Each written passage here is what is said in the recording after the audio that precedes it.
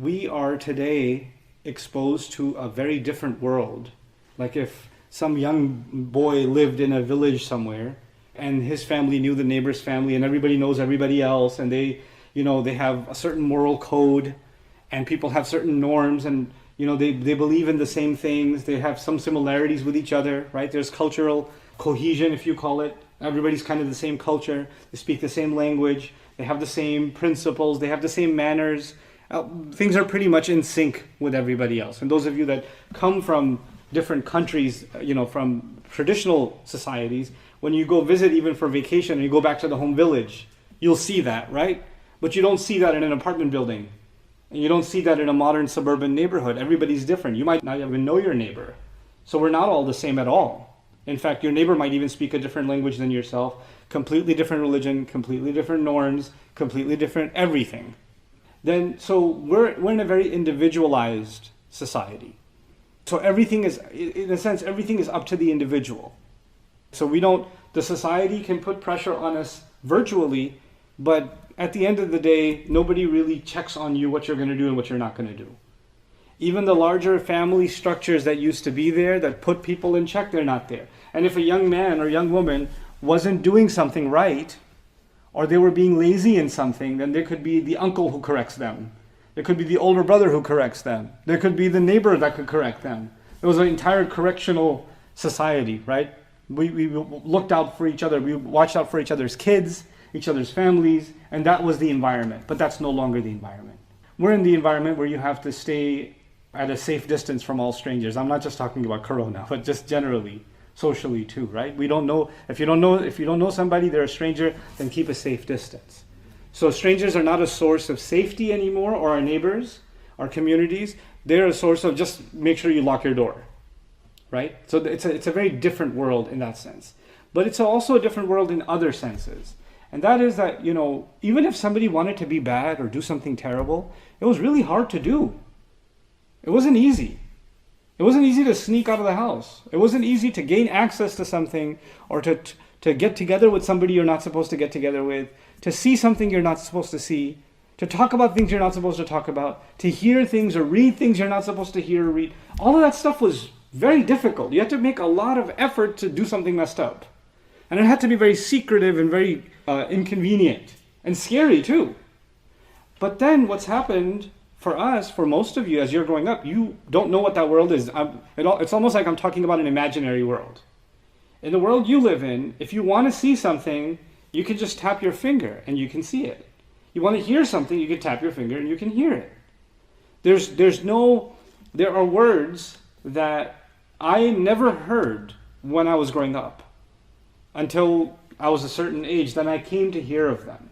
But those are the same words that someone today could be 5 years old, 4 years, even younger, and they would know them. Even worse, not only know them, sometimes parents are teaching them to them, and then making videos about them and putting them online saying how cute my son, cusses like a sailor, or whatever, my baby. Like, to them it's cute. So censorship, for all practical purposes, is gone. Access is completely open. And you don't have to make any effort to have access to bad things. You have to make zero effort now. It's all accessible to you all the time. And so things that were wrong all along and have always been wrong are now no big deal. So forget that they're not wrong. First of all, they're no big deal. In most places, they're even being celebrated. They're called freedom. So it's something ugly and something evil and something that harms you inside. It ruins your insides, but it's being called freedom. And we're being brought up in a society, in a worldwide society, where in the name of freedom, all the things that Allah detests for us, that are harmful for us, are being beautified and being made to seem like this is what being modern looks like, this is what being free looks like, this is what being liberated looks like. Now the word liberated or modern or free or progressive, or these are good words. They're not bad words.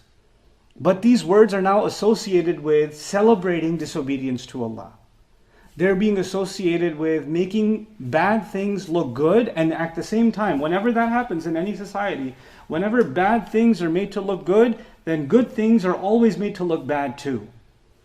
That those two things go hand in hand. So you know what happens then? Then you might be in a society where when you're praying, you're the weird one.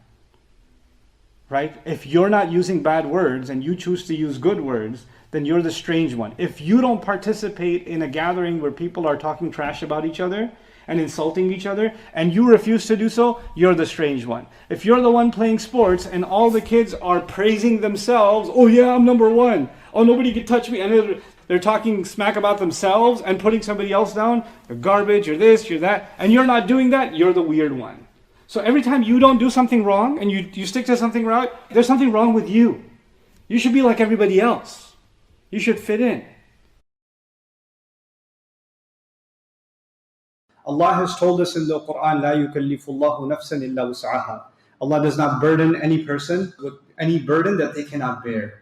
Though that ayah is about Sharia, that Allah gave us law that He knew we could carry, it also represents a deeper wisdom. And that is, some people can handle some things, other people cannot handle the same thing. Some people can handle the heat, other people are just dying in the heat. Some people can handle a long class, other people are in a coma in 20 minutes. They can't handle a long lecture. There are different people with different thresholds in different things. And some parents may not be able to cope with the loss of a child. And other parents may actually have more of a threshold for that pain than other parents. Allah knows who has what strength and what weakness. So our trials in life are not actually the same because Allah did not give us the same capacity to bear certain kinds of tests. And whatever tests do come our way are within our capacity to bear. Now, I did address one of the philosophical questions that is raised by this, and that is that, well, sometimes there are people that are given a test that they cannot bear. For example, somebody dies of a disease. The test was a disease, and they couldn't bear the disease, and they died. Somebody was given a trial, and as a result of that trial, that difficulty, they were given the death sentence falsely. That was also a trial that technically they could not bear. They were killed. So how does the ayah still hold that Allah does not test anyone except with what they can carry? First of all, it's referring to Allah's guidance. But second of all, by being able to carry a trial, it doesn't mean that you survive that trial. It actually means your faith survives that trial. That actually at the end of the day, the taklif, the burden that Allah has put on you and me, even if it costs us our lives, Allah will never give you and me a trial that will cost us our faith.